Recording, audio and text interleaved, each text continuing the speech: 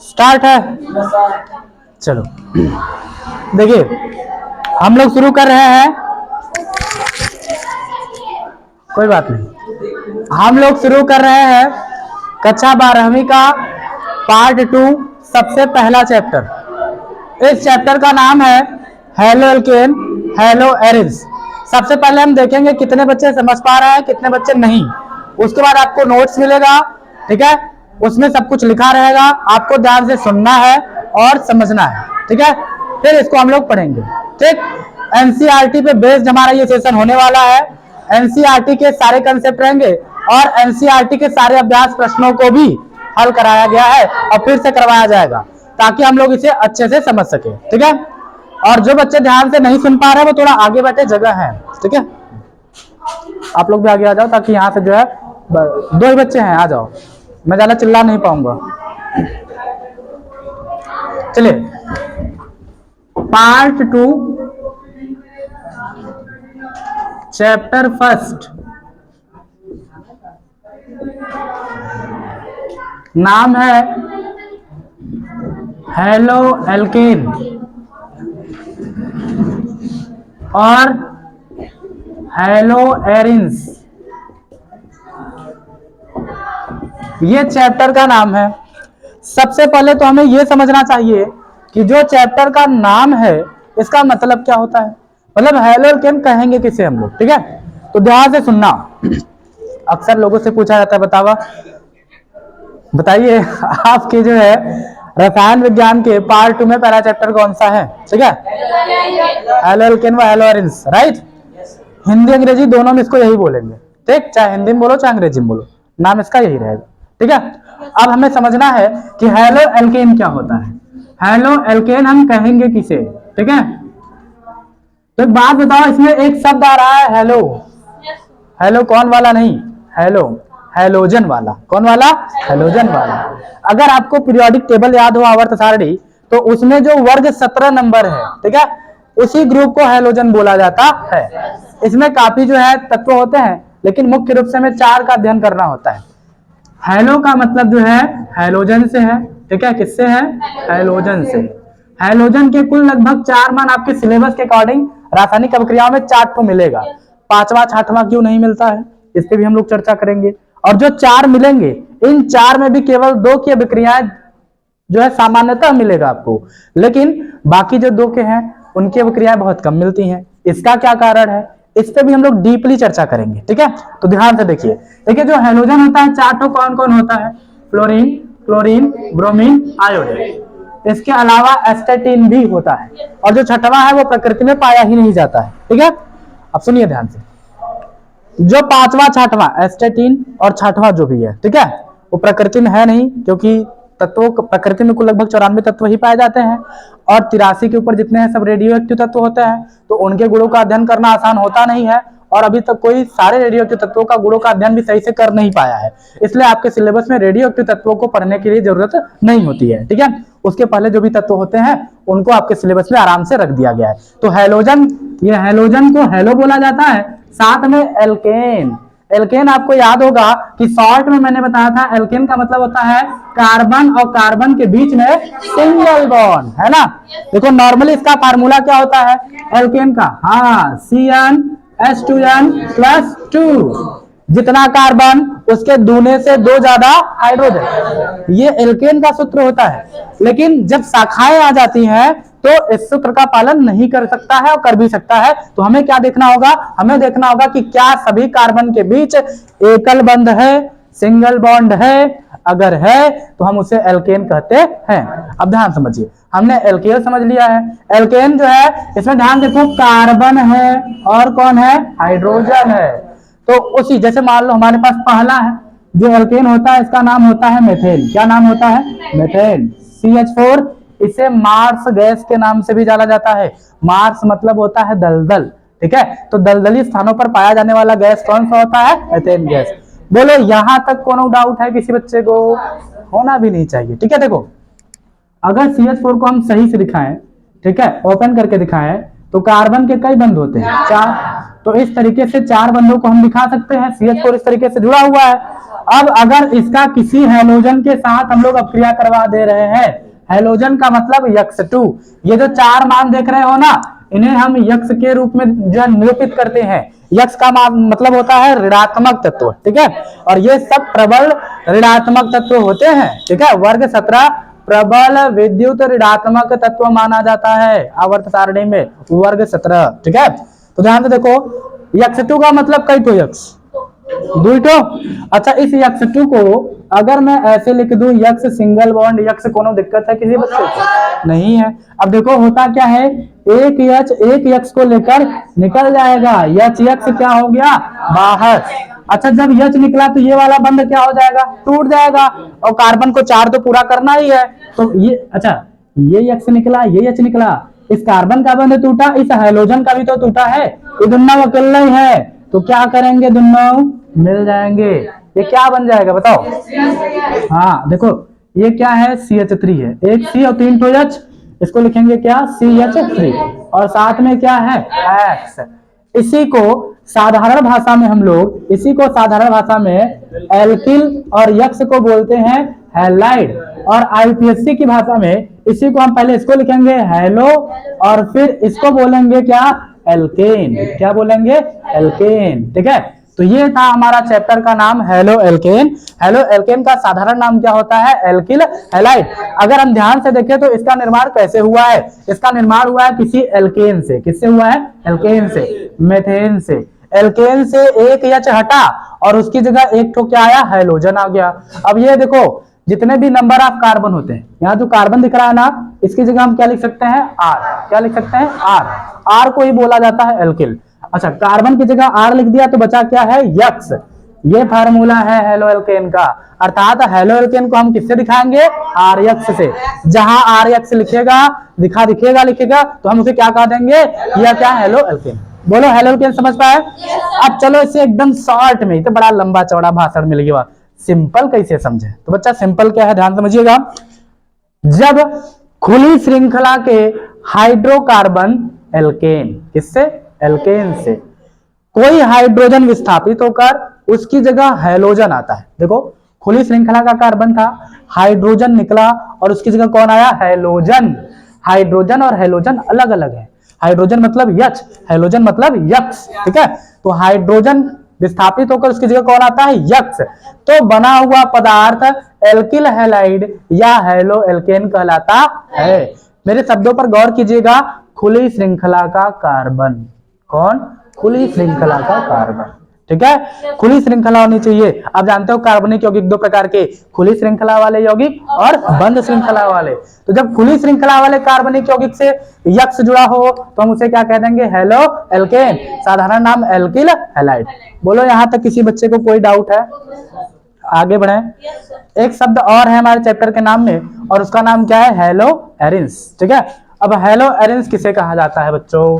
तो एक बात बताओ, जब मैं कह रहा था खुली श्रृंखला से हाइड्रोजन हट जाए, उसकी जगह पर हैलोजन आ जाए, तो हेलो एल्केन, तो क्या खुली श्रृंखला शब्द परिवर्तित करना चाहिए हेलो एरिन्स के लिए? हाँ, खुली श्रृंखला की जगह आप क्या कह दोगे, बंद श्रृंखला।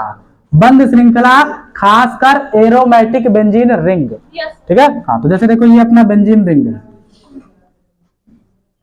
बेंजीन रिंग में जहां कोना होता है वहां क्या माना जाता है, कार्बन, ठीक है। यहां तो कार्बन है,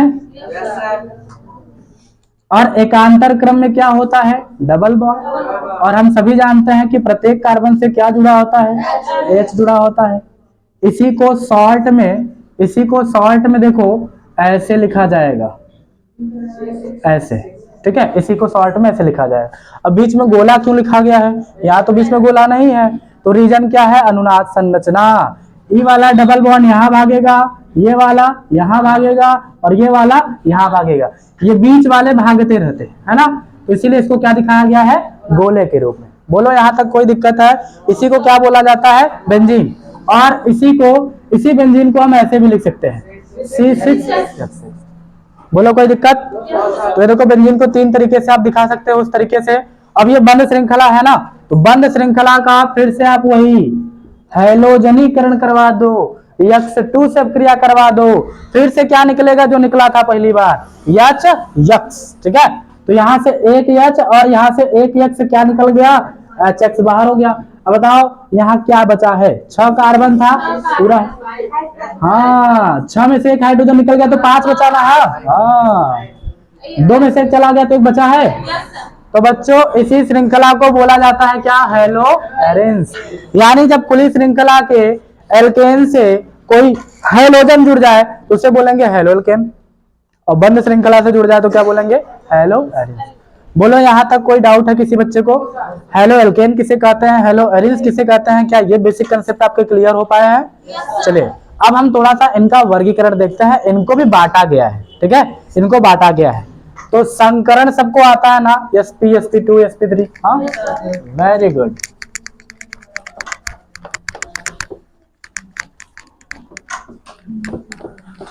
अच्छा जिसको ना समझ में आए प्यारे बच्चों, मैं थोड़ा हनुमान जी के करीब हूँ, हनुमान जी नहीं हूँ, इसलिए मन की बात आपकी जान नहीं पाऊंगा, तो मुझे बताइएगा आप, ठीक है, कि सर यहाँ समझ में नहीं आया है। अगर नहीं आया है शुरू में ही बोलोगे तो मैं आपको वापस दोबारा समझाऊंगा, ठीक है, आपको समझ में आना चाहिए जिसके लिए आप यहाँ पर आए, ठीक है। चलिए बढ़ते हैं वापस, हम लोग इसका वर्गीकरण पढ़ेंगे। हेलो एल्केन हेलो एरेंस का वर्गीकरण बहुत ही शॉर्ट में बताऊंगा, एनसीईआरटी के बेस्ट पे है, ठीक है, एनसीईआरटी के बेस्ट पे है। देखो वर्गीकरण में लिख देता हूँ सीधा, वर्गीकरण जो चैप्टर पढ़ रहे हो उसी का है, ठीक है, तो बार बार लिखने की आवश्यकता नहीं है, समझदार तो इतने हो ही। देखो इसका वर्गीकरण पहले कैसे किया गया है, कई आधार पर किया गया है। तो जो इसका पहला आधार है ना, इसका पहला आधार होता है वर्गीकरण का क्या, यक्स की संख्या के आधार पे। किसकी संख्या के आधार पे, यक्स की संख्या के आधार पे। अब ध्यान से देखना सारे बच्चे, सबको समझ में आने वाला है, मेरी गारंटी है, और पूछूंगा भी मैं, ठीक है, अभी पूछूंगा ताकि मैं अभी तो चेक करूं चिल्ला रहा हूं समझ में आ रहा है कि नहीं आ रहा है, टाइम पास तो नहीं है। देखिए यक्स की संख्या के आधार पर वर्गीकरण कैसा होता है, ध्यान दो, चाहे खुली श्रृंखला हो चाहे बंद श्रृंखला हो। अगर खुली श्रृंखला से यक्स जुड़ेगा तो आप क्या कहोगे, हेलो एल्केन, और अगर बंद श्रृंखला से यक्स जुड़ेगा क्या कहोगे, हेलो एरिन्स। यहां तक कोई डाउट है। अब यक्स की संख्या 1 भी हो सकती है, 2 भी हो सकती है, 3 हो सकती है, इससे ज्यादा भी हो सकता है, ठीक है। तो देखिए अगर यक्स की संख्या 1 है, कितनी है, 1 है, तो ठीक है, संख्या मैं यहां लिख देता हूं, अगर यक्स की संख्या 1 है तो इसे मोनो बोला जाता है, क्या बोला जाता है, मोनो। अब अगर खुली श्रृंखला है तो इसके आगे आप लिखोगे हेलो एल्केन, और अगर बंद श्रृंखला है तो इसके आगे क्या लिखोगे, हेलो एरिन, ठीक है। चलो इसी तरीके से अगर यक्स दुईट हुआ गया, कई आ गया, दुईट हुआ गया, ठीक है, तब हम इसे लिखेंगे डाई, क्या लिखेंगे, डाई। खुली श्रृंखला है तो हेलो एल्केन, और बंद श्रृंखला है तो हेलो एरिन्स, ठीक है। ऐसे ही अगर यक्स की संख्या 3 आ गई है तो क्या लिखेंगे, ट्राई, ठीक है।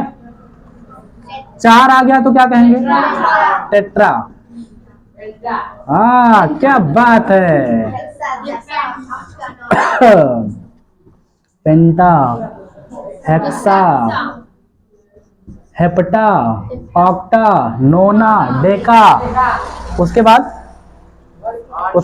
10 से ज्यादा आ गया तो क्या करें, अनडेका, डूडेका, ट्रायाडेका, ठीक है, इस तरीके से कर देंगे। लेकिन क्या हर बार यक्स की संख्या बताना आवश्यक है, हम कितना कितना लिख देंगे, 100 हुआ गया तो क्या 100 लिखना पड़ेगा, नहीं लिखना है। तो क्या करेंगे, अगर यक्स की संख्या मोर देन 3 है, ठीक है, मोर देन 3 है अर्थात 4 से ज्यादा है, ठीक है, तब आपको सीधा सीधा लिख देना है एक ही शब्द, दैट इज कॉल्ड पॉली, क्या लिखना है, ठीक है। अगर यक्स की संख्या 2 या 3 से ज्यादा है, कहीं कहीं 2 के ऊपर भी लगाया जाता है और कहीं कहीं 3 के, तो नॉर्मली हम 3 के ऊपर इसको मानेंगे, ठीक है। तो 3 के ऊपर अगर यक्स की संख्या है हम उसे क्या, 4 हो, 5 हो, 6 हो, 1000 हो, हमें क्या लिखना है, पॉली। खुली श्रृंखला है तो हेलो एल्केन, और बंद श्रृंखला है तो हेलो एरिन्स। बोलो यहां तक आपको समझ में आया है। चलिए इसको जल्दी से नोट करो, फिर मैं दूसरा आधार बताता हूं, दूसरा आधार।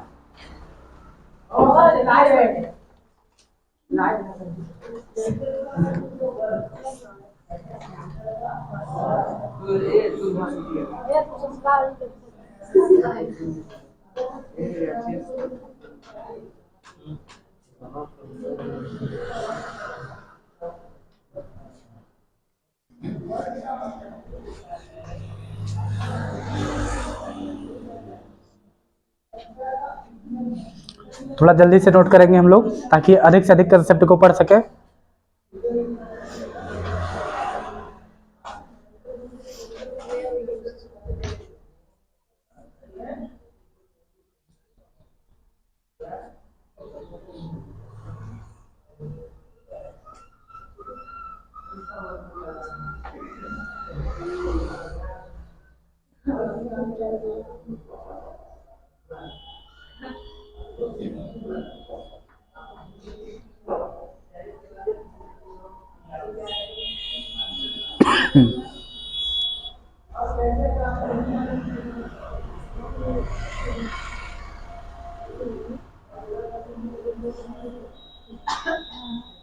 गुड।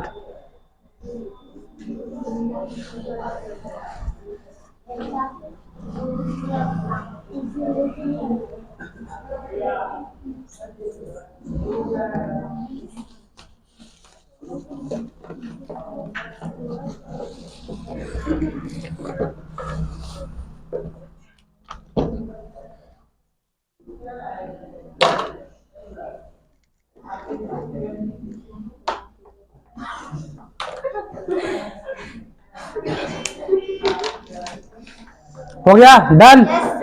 आगे बढ़े, जल्दी नोट करेंगे। देखो इसमें कुछ भी नहीं है, संख्या गिनो, गिनती आती है तो मोनो, डाई, ट्राई, पेंटा, टेट्रा सब कुछ आता ही होगा, है ना। और 3 से ज्यादा गिनती नहीं आ रही है तो पॉली बोल के खत्म करो, क्या दिक्कत है ना। एकदम सिंपल। 1 है तो मोनो लगाओ, 2 है डाई लगाओ, 3 है ट्राई लगाओ, और 3 से ज्यादा है तो पॉली लगा खत्म करो, गिनने की झंझट खत्म। ठीक है, वेरी गुड वेरी गुड। मिटा दे।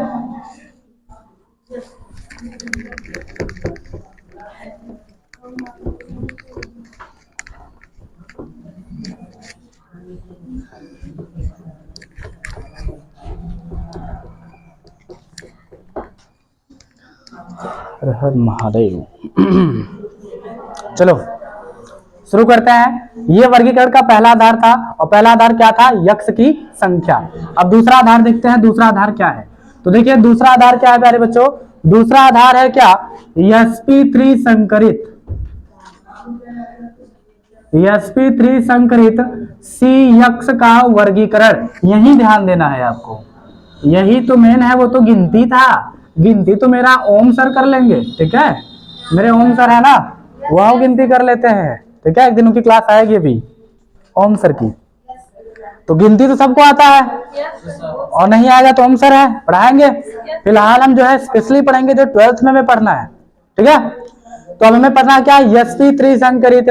तो बच्चों sp3 संकरण कब होगा? जब सिग्मा बंध कितने होने चाहिए? 4, या some of sigma bond and lone pair, ठीक है। सिग्मा बंध और लोन पेयर दोनों का जोड़ जितना आएगा, अगर 2 आता है तो क्या होगा? sp, 3 आएगा तो क्या होगा? sp2, 4 आएगा तो क्या होगा? sp3, ठीक है। इस तरीके से करेंगे। चलिए इसमें देखते हैं sp3 का वर्गीकरण भी 3 तरीके से, ठीक है, 3 तरीके से। तो इसमें जो पहला तरीका है वो कौन है? इसका जो पहला तरीका है उसे हम क्या कहेंगे? तो देखिए पहला है 1 डिग्री, 2 डिग्री, 3 डिग्री में वर्गीकरण। अब जो बच्चे कक्षा 11 पढ़े हैं उन्हें वर्गीकरण में तो कोनो समस्या नहीं है। बोलो कोनो समस्या है क्या? 1 डिग्री को अच्छा नहीं पढ़े हो तो तभी कोई समस्या नहीं है भाई। समस्या कैसे हो सकती है, मैं तो यहाँ हूं ना। देखो 1 डिग्री को अंग्रेजी में प्राइमरी बोला जाता है, ठीक है, प्राइमरी। और हिंदी में इसको बोलते हैं, हाँ हिंदी में इसको बोलते हैं क्या? प्राथमिक। प्राइमरी में पढ़े हो ना आप लोग।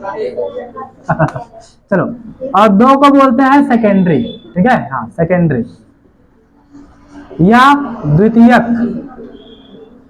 एक चीज और, अगर 1 डिग्री है तो इसके लिए केवल PRI इस्तेमाल किया जाना चाहिए, और 2 डिग्री है तो केवल SEC, और यदि 3 डिग्री है तो इसे टर्सरी बोला जाता है, टर्सरी, और इसे तृतीयक बोलते हैं, और इसके लिए केवल TERT यूज करेंगे, ठीक है। तो इसमें वर्गीकरण है अब 1 डिग्री, 2 डिग्री, 3 डिग्री, प्राथमिक, द्वितीयक, तृतीयक, ठीक है। अब ध्यान से सुनेंगे मेरे शब्दों को ताकि सभी बच्चे समझ सकें कि 1 डिग्री क्या है, 2 डिग्री क्या है, 3 डिग्री क्या है। तो ध्यान से समझिए। देखिए हमें जिस कार्बन की डिग्री बतानी होती है नॉर्मली इस सब्जेक्ट में, ठीक है, नॉर्मली इस वाले चैप्टर में, आप समझिएगा हम क्या करते हैं, इसके पहले हमने प्रत्येक कार्बन की डिग्री निकालना सीखा है।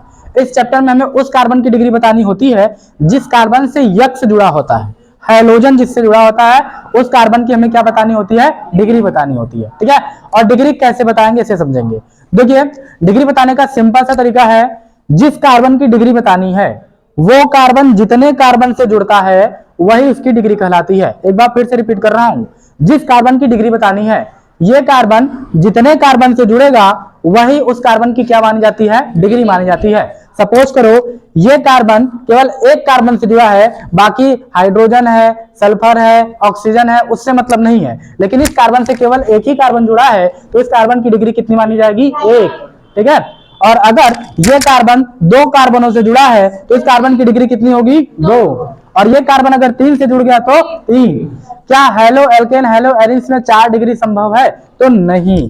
क्यों, क्योंकि कार्बन 4 बंध बनाता है और उसमें एक तो यक्स खुद होगा, तो बचे हुए तीन ही बंध पर 3 कार्बन जुड़ सकते हैं ना, इसलिए मैक्सिमम डिग्री कितनी हो सकती है, 3 इसमें।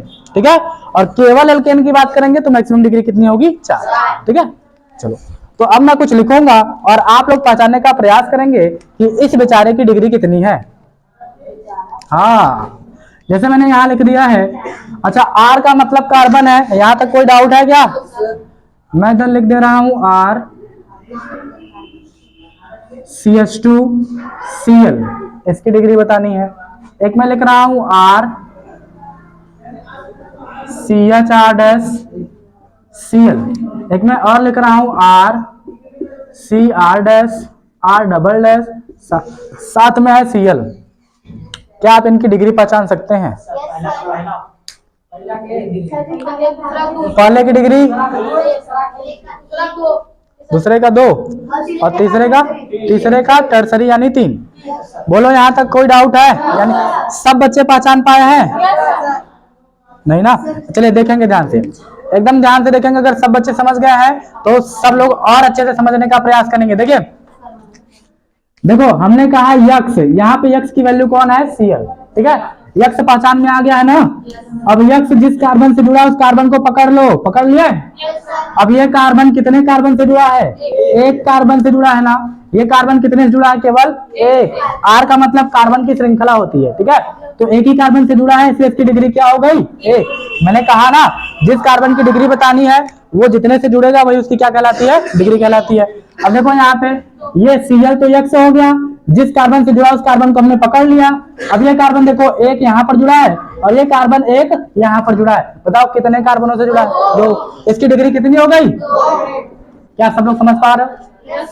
तीसरा समझेंगे, ये तो यक्स की वैल्यू हो गई, जिससे जुड़ा है ये कार्बन पकड़ लो। अब ये कार्बन देखो 1 से जुड़ा है, ये कार्बन 2 से जुड़ा है और ये कार्बन 3 से। डिग्रिया कितना होगा, क्या बात है, सबको आ गया? कहाँ पे? ताकि सिमिलरिटी ना हो, अलग अलग है। आर ही दिखा रहा हूं मैं। ठीक है, ये भी आर, वो भी आर, ये भी आर, इसलिए क्या किया, एक जगह डैश, एक जगह डबल डैश, और भी आते हैं तो ट्रिपल डैश, ऐसे बढ़ाते चले जाते। ठीक है, नहीं कोई बहुत जरूरी तो नहीं है, लेकिन हमें अलग दिखाने के लिए इस तरीके का जो है प्रयोग करना पड़ता है। जल्दी से इतना नोट करेंगे, फिर कुछ क्वेश्चन दे रहा हूं उसमें समझेंगे। हो गया, क्या बात है, ऐसे बच्चे चाहिए मुझे फटाक से।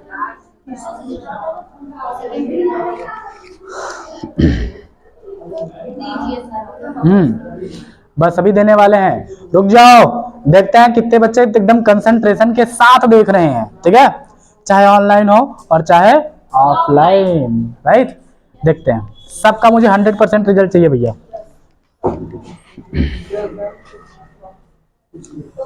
समझ में आ रहा है राज? ठीक है, देखो ये 12वीं का कंसेप्ट है, एकदम सारे बच्चे ध्यान से सुने। आपके पास कोई ऑप्शन नहीं है, समझने के अलावा कोई ऑप्शन नहीं है, समझना पड़ेगा। ठीक है, अगर पास होना है सही से अच्छे नंबर से तो आपको समझना पड़ेगा। वही तो छोटा मोटा कंसेप्ट है भाई, अभी तो बड़े बड़े कंसेप्ट मिलेंगे हम लोगों को। ठीक है, पवन सिंह, क्या बात है, क्या हुआ, इसी का वैसे ही पास हो जाएगी।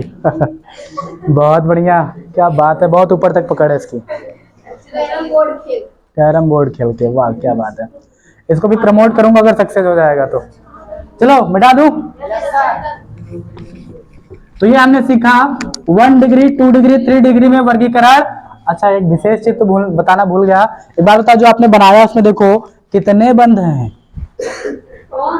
अच्छा देखो मैं बता देता हूँ, ये कार्बनवा था, कार्बन के कितने बंध होते थे 4, एक जगह Cl जोड़ते थे। अब चाहे यहाँ R जोड़ो चाहे H जोड़ो चाहे R जोड़ो आपकी मर्जी।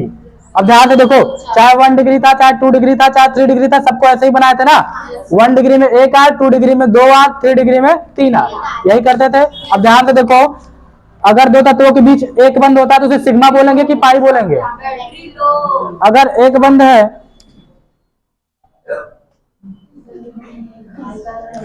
अगर देखिए दो तत्वों के बीच एक बंध है तो सिग्मा बोलोगे कि पाई बोलोगे? सिग्मा। दो तत्वों के बीच बनने वाला एकल बंध या पहला बंध क्या होता है? सिग्मा। ये भी क्या है? सिग्मा। ये भी क्या है? सिग्मा। और यहाँ पे भी, और मैंने शॉर्ट में आपको बताया है, हाँ शॉर्ट में बताया है। अगर ये जेड की वैल्यू कितनी आई है 4, और जेड के लिए आपको सूत्र बताया गया है क्या? Number of sigma bond plus lone pair. ये जेड का वैल्यू निकालते हैं हम लोग, यहाँ कोई लोन पेयर नहीं है तो लोन पेयर 0 और सिग्मा बंध कई तो है 4। अच्छा हम लोग जानते हैं क्या कि अगर जेड की वैल्यू 2 है तो संकरण कितना होगा? sp। जेड की वैल्यू 3 है, संकरण sp2, यानी 1 s 2 p हो गया ना 3। ऐसे 4 में 1 s 3 p, इस तरीके से करेंगे। ठीक है, तो बताओ कितना आ रहा है जेड का वैल्यू? 4 का मतलब ये संकरण कौन सा है? और हेडिंग क्या है? sp3। तो 1 डिग्री हो 2 डिग्री हो 3 डिग्री हो, सबका संकरण क्या होगा? sp3। बोलो कोई डाउट है यहाँ तक? आगे बढ़ते हैं, दूसरे प्रकार का वर्गीकरण इसी में पढ़ते हैं हम लोग।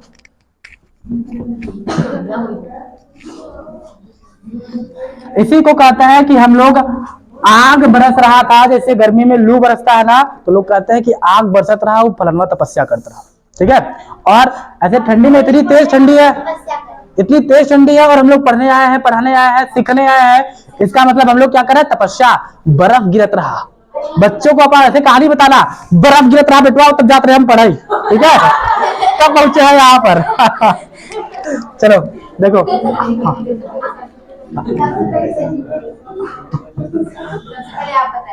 अरे क्या ही कहूँ, मेरे तो पता नहीं कितने चुन्नू मुन्नू खेल रहे होंगे, है ना देखो 1 डिग्री 2 डिग्री 3 डिग्री, देखो देखो देखो देखो 1 डिग्री 2 डिग्री 3 डिग्री में कोई डाउट है किसी को?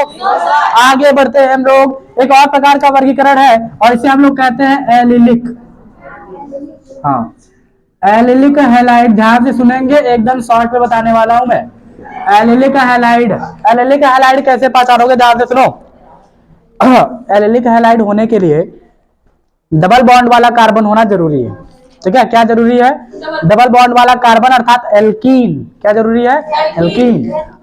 हाँ, एल्क प्लस ई, यानी दो कार्बनों के बीच में क्या होना चाहिए? Double bond. ठीक है, देखो जैसे यहाँ दो कार्बन के बीच में क्या है? Double bond. अब देखो इसके आगे कोई और कार्बन हो और उससे अगर जुड़ा हो यक्स, तो हम इसे बोलेंगे क्या? Allylic halide. एलिलिक हैलाइड एकदम शॉर्ट में बता रहा हूं आपको कि ये जो यक्स है वो डबल बॉन्ड से सीधा कनेक्ट नहीं होना चाहिए। ये श्रृंखला चाहे खुला हो चाहे बंद हो, ठीक है, बेंजीन नहीं होना चाहिए, और साथ में यक्स सीधा डबल बॉन्ड से कनेक्टेड नहीं होना चाहिए। इससे दूर पहले कार्बन पर आ जाए, दूसरे कार्बन पर आ जाए, दूर चाहे जहां आ जाए, लेकिन ये डबल बॉन्ड से नहीं कनेक्टेड होना चाहिए। तब हम ऐसे हैलाइड को क्या बोलेंगे? Allylic halide. क्या मेरी बात समझ में आई है? एक दो एग्जांपल लेकर देखते हैं। देखो जैसे अगर मैंने कहा बताओ CH3 CH double bond CH, ठीक है, 2 1 3 1 4, ठीक है। उसके बाद मैं यहां लगा दे रहा हूं क्या? CH2 और फिर लगा दे रहा हूं Cl। बोलो क्या ये एलिलिक हैलाइड है या नहीं है? है ना? ये यक्स है, यक्स जिस कार्बन से जुड़ा है क्या वो डबल बॉन्ड है? नहीं, डबल बॉन्ड नहीं है। इसका मतलब क्या है? ये एलिलिक हैलाइड। समझ पाए? और ये किसके अंतर्गत पढ़ रहे हो? sp3। तो क्या चेक करो ये sp3 है कि नहीं है? चेक करो sp3 है कि नहीं। तो देखो दो H को हम ऐसे ऊपर नीचे दिखा सकते हैं, H H, और ये बंद है, ये बंद है। देखो, हाँ, सिग्मा सिग्मा सिग्मा सिग्मा, कितने सिग्मा? अर्थात sp3। तो है ना sp3 के अंदर? तो sp3 में हमने दो पढ़ा, एक डिग्री वाला और दूसरा एलिलिक वाला, एलिलिक हैलाइड। समझ पाए? आगे बढ़े। चलो अब तीसरा प्रकार का हम लोग पढ़ते हैं। नोट करना, नोट करो जल्दी से, फटाक से आगे बढ़े। हाँ, Cl जिस कार्बन से जुड़ा होगा उसी कार्बन की डिग्री हमें देखनी होगी। मैंने बताया ना, इसमें हम उसी कार्बन का डिग्री बताएंगे जिसमें Cl जुड़ा है, ठीक है। Cl नहीं, X जिससे जुड़ा है, Cl हो, Br हो, I हो, F हो, ठीक है। X के तो 4 मान, तो वो जिससे जुड़ेंगे बस उसी कार्बन की हमें क्या बतानी है, डिग्री, ठीक है। बढ़ जाए,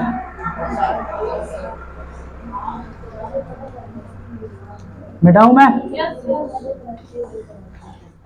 ओ ओ ओ ओ ओ एक सवाल लिख रहा हूं, बताओ पहले ये एलिलिक होगा कि नहीं, उसके बाद आगे बढ़ता हूं। एक सवाल है, बताओ बच्चों।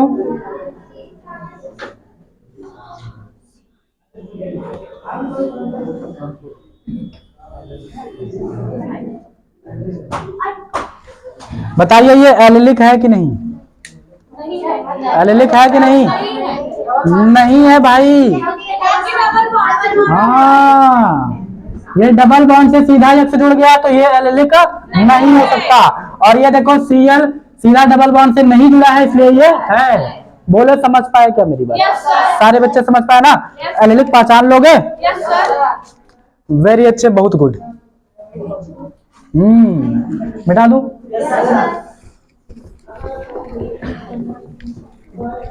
टाइम देखो क्या हुआ है। अरे तो भी टाइम चल रहा है, कोई बात नहीं।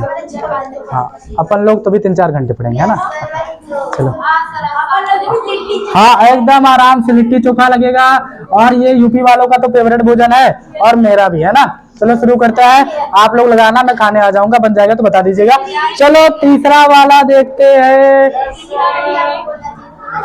हाँ,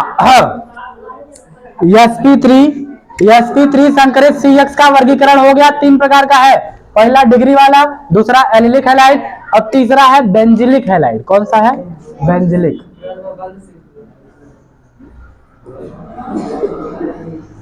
अच्छा बच्चों एक बात बताइए, देखते हैं कितने बच्चे कंसेप्चुअल क्वेश्चन है बता लेंगे आसानी से। इसमें शब्द क्या आया है? तो बेंजीन होना चाहिए कि नहीं होना चाहिए? आपसे पूछता हूं मैं, बेंजीन होना चाहिए कि नहीं होना चाहिए? होना चाहिए ना। इसका मतलब यहाँ बेंजिलिक हैलाइड में बेंजीन तो जरूर होगा। और बेंजीन कैसे बनता अभी शुरू में ही देखे थे। तो मतलब यहाँ पर इसको पहचानने का शॉर्ट ट्रिक क्या है बच्चा? एक तो बेंजीन रिंग जरूर होगा। क्या जरूर होगा? Benzene ring. बेंजीन रिंग को बीच में हम क्या लगा सकते हैं? गोला। और गोला नहीं लगाओ तो आप अल्टरनेट बॉन्ड भी तो दिखा सकते हो। बोलो कोई डाउट है क्या? अब sp3 संकरित अगर है तो X सीधा डबल बॉन्ड से कनेक्ट नहीं होना चाहिए। अब बेंजीन आ गया, बेंजीन में तो बताओ कहां जोड़ोगे? यहाँ यहाँ यहाँ यहाँ यहाँ, हर जगह तो डबल बॉन्ड है। तो क्या करेंगे? इसके नजदीक कोई कार्बन होगा और हैलोजन उससे जुड़ेगा, अर्थात हैलोजन सीधा बेंजीन रिंग से कनेक्टेड नहीं होगा। तब हम इसे क्या कह देंगे? Benzylic halide. ध्यान देंगे कि बेंजीन जरूर होना चाहिए। कौन होना चाहिए? बेंजीन, ठीक है। और उसके साथ कोई कार्बन होगा, 1 कार्बन 2 कार्बन 1000 कार्बन हो जाए, उससे हैलोजन जुड़ जाए, लेकिन सीधे बेंजीन रिंग से हैलोजन ना जुड़े, तब इसे हम क्या कह देंगे? Benzylic halide. बोलो क्लियर हुई बात? नोट करो, फिर अगले पे आते हैं। sp3 तो हो गया।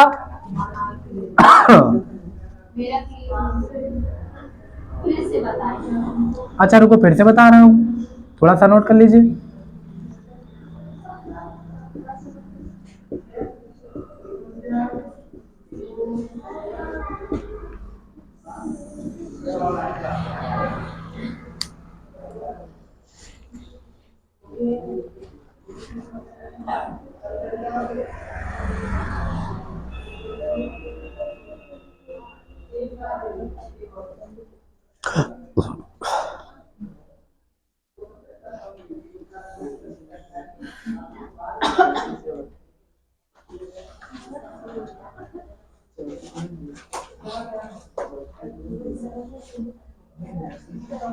हो गया? तो टाइम पास क्या कर रहे हो यार, बताओ। चलो आगे देखो।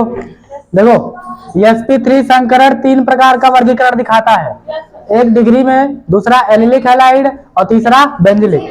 यहाँ देखो हमने एक चीज सीखा था, एलिलिक कब होता है? जब डबल बॉन्ड से X कनेक्टेड ना हो। अच्छा क्या हो? जब X सीधा डबल बॉन्ड से जुड़ जाए, तब क्या होगा? हाँ, तब एलिलिक नहीं होगा तो इसे कहेंगे क्या बच्चों? प्रश्न ये है, और तब हम सीखते हैं उसे क्या कह सकते हैं, हम उसे कह देंगे क्या? वाइनिलिक।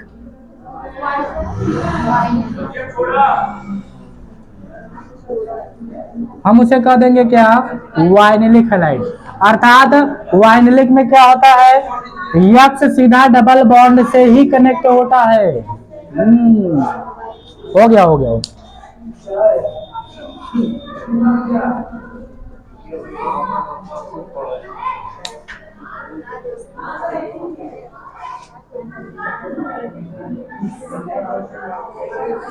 हो गया।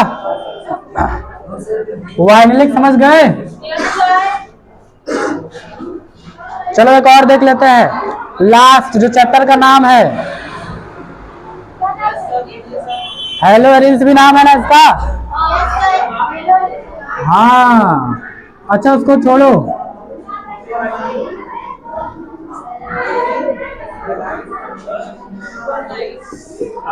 एक बात बताओ, यहाँ हमने सीखा था यक्स सीधा बेंजीन से नहीं जोड़ना चाहिए, तो क्या हो जाएगा? बेंजिलिक। क्या हो अगर यक्स को सीधे बेंजीन से जोड़ दें तो क्या हो जाएगा? Aryl halide. समझ पाए? हाँ।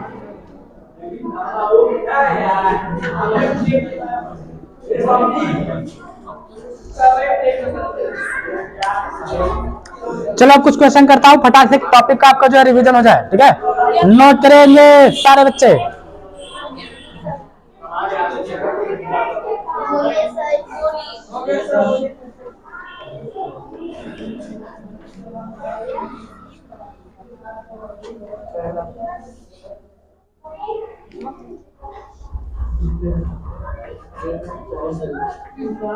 क्वेश्चन शुरू करें? नोट हो गया सारे बच्चों का?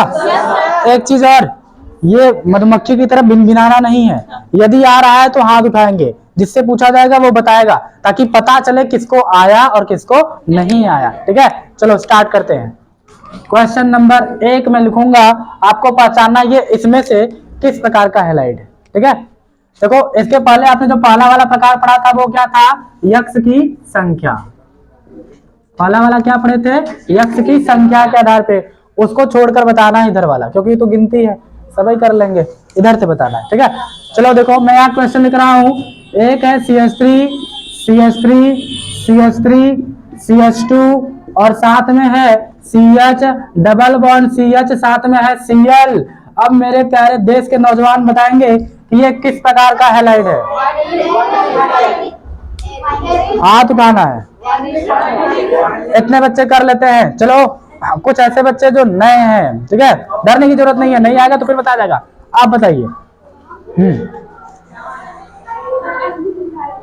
Allylic halide, very good. Allylic इन्होंने बताया है, उनके बगल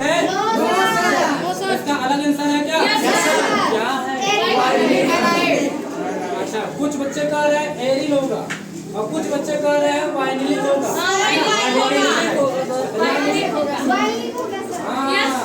खुद देखो, ये है डबल बॉन्ड, ये यक्स है ना? यक्स सीधे डबल बॉन्ड से कनेक्टेड है। और बेंजीन रिंग नहीं है, तो बेंजीन रिंग दो में नहीं होता है, या तो एलिलिक या तो वाइनिलिक। और एलिलिक में क्या होता है? डबल बॉन्ड से नहीं जुड़ता है, और वाइनिलिक में क्या होता है? सीधे डबल बॉन्ड से जुड़ता है, यहाँ तो सीधे जुड़ा है। वाइनिलिक तो बोलो, समझ में आया? तो दैट्स इट फॉर टुडे। मिलते हैं कल। Have a nice day to all of you.